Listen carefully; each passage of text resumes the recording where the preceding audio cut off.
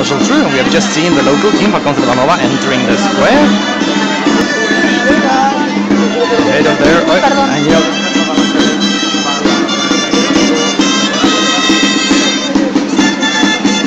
exhibition. These are the Falcons de Llorenza Pares, the town where this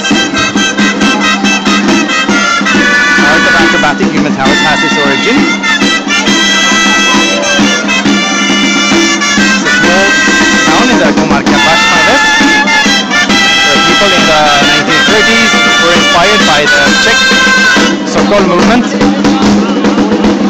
which is not a cultural form but gymnastics, and that is in fact in the sports gymnastics where the art of Falcons has its origin. Here in Catalonia has then developed into more of a cultural activities, because we are adding the music on traditional instruments, tambor ligaya. So the people in Llorenç are still very faithful to the origins. They wear shoes and they don't wear sashes but only have their black belts, which make them different from all other teams of Falcons in Catalonia. We are in Vilanova Geltrú, Festa Major 2013.